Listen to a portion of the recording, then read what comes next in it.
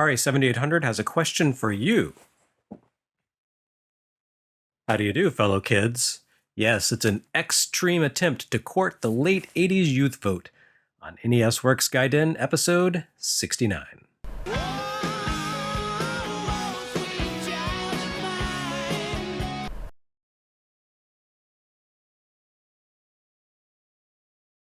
Episode 69. Well, anyway, enough of that.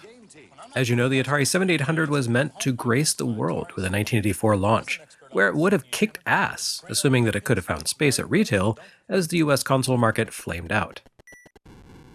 As such, the entirety of the system's early software lineup reflected those early 80s origins. They were great games too, and usually presented in great ports. A very convincing machine if you wanted to enjoy early 80s arcade experiences at home. Alas, most kids in the NES era did not, in fact, want to play Pac-Man, or even a damn good Zaxxon clone. They wanted Mario, and Zelda, and Ikari Warriors, and Afterburner, and Shinobi, game styles that you simply could not find on the 7800 at the time. Which means that while Tank Command sucked pretty hard, it remains notable for being the first 7800 game we've seen that did not have its origins in a console arcade or computer release predating the American NES launch. For all its many failings, Tank Command represented something the 7800 desperately needed: new material. And now here's Tank Command publisher Froggo once again, bringing all new software with a more contemporary flair to the 7800. And once again, kinda failing at it. Froggo, you were too brief a candle. I regret that Froggo appears to have vanished from this world following the debut of the 7800 duology, because if they'd stuck around for a few years dishing out a steady stream of releases on par with Tank Command, it could have been the Atari equivalent of Micronix. But ragging on a developer that clearly wanted to do something worthwhile for this console but quickly found themselves out of business for reasons that probably weren't entirely their own just feels mean-spirited. And there is a spark of something worthwhile in Water Ski. It's a frustrating and maybe incomplete game, but it begins to approach a vague semblance of competence and leaves you with the impression that, given time and support, Froggo had some pretty interesting ideas and maybe could have matured into a worthwhile contributor to the 7800 legacy. As the title suggests, Water Ski is a game in which you zip along a river on skis and attempt to score points by avoiding hazards and performing tricks. It is unbelievably difficult, by far the most technical and frustrating title we've yet seen on 7800. But the technical nature of the game's difficulty brings to mind the work of a developer like Treasure, where you need to master an inventive and surprisingly complex control scheme in order to do something that seems like it should be simple. You're battling physics here, learning to deal with a dual control scheme, and contending with a challenging underlying system. Water Ski puts you in control of two characters at once: the water skier and the boat that pulls him along. You maneuver the boat with a 7800 control stick, pressing side to side to steer and forward and backward to adjust your speed. The water skier travels along behind, trailing on the line in a fairly realistic fashion. When the boat steers in one direction, the skier swings out the opposite way, pushed by inertial forces. But you can actually exert control over the skier's movements.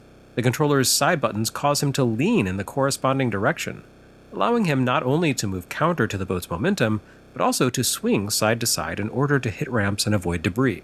It takes a lot of getting used to, and it's tricky. You can't nudge the skier while he's airborne after hitting a ramp, so chasing a high score involves a lot of experimentation to get a sense of the best speed and angle to hit the ramps. That's because Water Ski takes place on the world's most hazardous river. I mean, whoever set up this little trick racing adventure needs a stern talking to, because they selected the worst possible river in the world to ski along. Given the sheer number of rocks, trees, and other physical hazards present here, I can only assume that Water Ski takes place in a drought that has greatly reduced the water level of this river to expose hazards that would not normally be present. But rather than saying, hey, let's come back some other time after a good hard rain when it's safe, these idiots shotgunned half a dozen Stros and decided it would be funny to die performing tricks on an absolute minefield of a river. Kids, do not attempt this at home. Water Ski's screen indicates that the game has at least 4 stages to pursue, but as with Tank Command, I can't imagine any normal human ever seeing them all. I can at least reach stage 2 in Tank Command, but Water Ski crushed my hopes and dreams of ever seeing beyond even the first stage.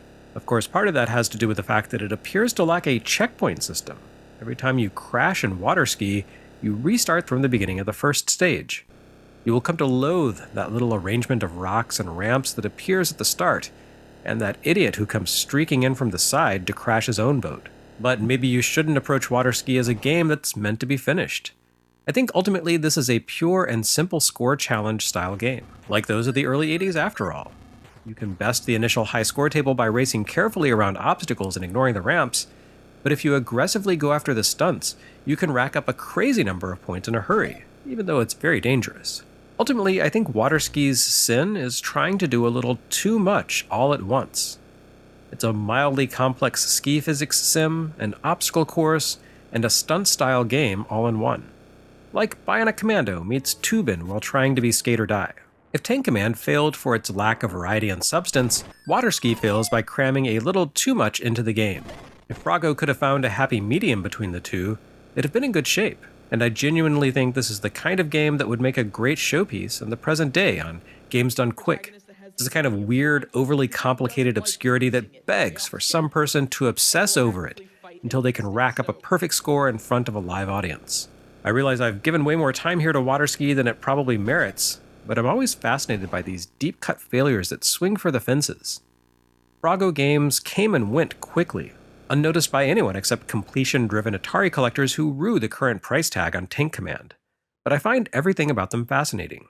The first third-party publisher for 7800, the first publisher to bring original works to 7800 rather than just ports, a company that mostly appeared to subsist on bootlegs and reskins of older games for a forgotten console, a company with distinctive packaging and an absolutely ridiculous name and logo. In summary, Froggo Games contains multitudes. The one thing we can be sure about Froggo Games is that they actually weren't just a one-man operation. According to Waterski's title screen, it took 3 people to create a game like this. So there you have it. Cold, hard facts from NES Works Gaiden.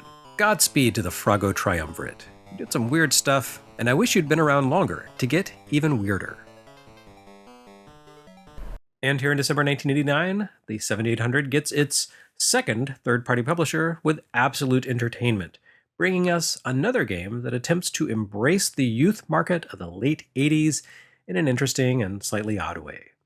Like Waterski, Super Skateboardin feels very slightly forward-thinking. Froggo's game seems to have been tailor-made for modern-day performance streams. Super Skateboardin may as well have been crafted specifically for the speedrun community. Super Skateboardin may sound familiar to those poor unfortunates whose parents insisted on getting them a 2600 in 1987 instead of an NES or Master System because the 2600 could get you 3 times as many games for the money. Absolute published a game called plain ol' Skateboardin on 2600, and this is, yes, the super version of that. And by super, I don't mean a remake or enhanced port. Super Skateboardin is a proper sequel with a new set of objectives and a different viewpoint on the action. At heart, Super Skateboardin plays fundamentally the same as its predecessor. You control a little guy who carries a board and needs to skate around a fully open space completing tasks. There are no hazards here or deadly obstacles. Not even the spinning table saws can hurt you. No, Super Skateboardin simply requires you to zip around the interior of a large building, shutting off machines in order to conserve electricity. The original Skateboardin had more prosaic objectives. You needed to find every trick ramp in a massive skate park and perform a trick on each one. Super Skateboardin leans into the environmental awareness movement that had begun to emerge in the late 1980s, echoing the Earth Day movement of the 1960s, and culminating in wildly cynical corporate products like Captain Planet and the G.I. Joe Eco Fighters, before disappearing again in a wave of Clinton-era corporate breaks and deregulation. Anyway, between the Dayglow box art, skater theme, and energy conservation objectives, Super Skateboardin truly brings the 7800 into the latter 80s at long last. Its overall design, however, seems more like something you'd find in the modern indie era, with its fully open layout, no-death design, and focus on pathfinding. It all makes sense when you realize that Absolute Entertainment was founded by former Activision stars Dan Kitchen, Gary Kitchen, and David Crane. Skateboardin is the forgotten link between Pitfall 2 and A Boy and His Blob, a side jaunt into a free roaming world of funky tricks and teen hijinks. Skateboardin took place from a forced top-down perspective, while the sequel pushes things back into a more typical, for Crane, side view, flip-screen design straight out of Pitfall. And once again, you see Crane's love of creating spatial puzzles out of contiguous environments in action. Super Skateboardin takes place inside of a massive high-rise building, 6 rooms wide and 16 stories tall, with an additional 6 sublevels. Each screen of the game contains a single room's width and 3 stories, meaning that Super Skateboardin spans a total of 6 screens by 8 screens, with 2 additional screens flanking the building on the ground floor. In other words, this is a much smaller game world than Pitfall 2's, but it's also much denser and more complex in its layout. This bizarre building doesn't even have any sensible way to travel between floors, like elevators or even stairwells. Instead, you can only move between levels of this fire hazard by ducking into pipes that launch you to a different floor, like those pneumatic tubes they used to send cash through at banks. This makes for an absolute architectural hellscape in terms of livable space, but in video game terms, it's a pretty compelling interlocking labyrinth that expresses the shortcuts and warps of the original Pitfall along a different axis, in a form that allows you to track your movement and progression more easily. Gameplay in Super Skateboardin consists entirely of riding your board around the building, moving from room to room and floor to floor in an attempt to shut down every machine inside and reduce the building's power draw to 0 watts. You don't have a time limit, and nothing can hurt you. This ultimately just boils down to a game where you play to completion and try to complete all your tasks as quickly as possible. A time attack, in other words, a speedrun. And of course, being a David Crane game, it has plenty of little grace notes. The chugging music, which I guess is supposed to be a crunchy 1980s metal guitar suitable for skate park shenanigans, quickly grates on the nerves.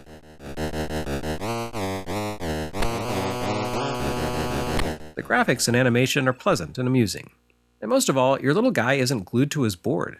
You begin the game carrying your board, and can only begin riding it by working up a little momentum and pressing the jump button. While skating around, if you jump at the wrong place and hit an obstruction, your board will roll free on its own for a little ways, sometimes into the next room, forcing you to chase it down on foot. Again, nothing here can hurt you, but becoming separated from your board does waste time, making it something that the speedrunning community of the future would want to avoid.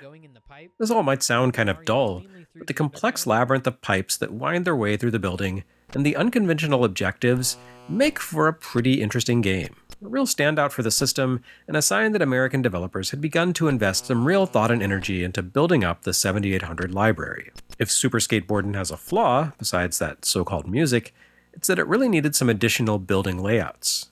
It's an involving little game, but once you've figured out the building structure, there's nothing to do here except try to shave seconds off your time. Again, it's a speedrunner's dream, but maybe a tough sell to kids who could see how things had shaped up on NES and Master System and expected more content and depth by this point. So it's slight, but it's a definite step in the right direction for the 7800. Or, as the target audience for these games would have said, gnarly to the max.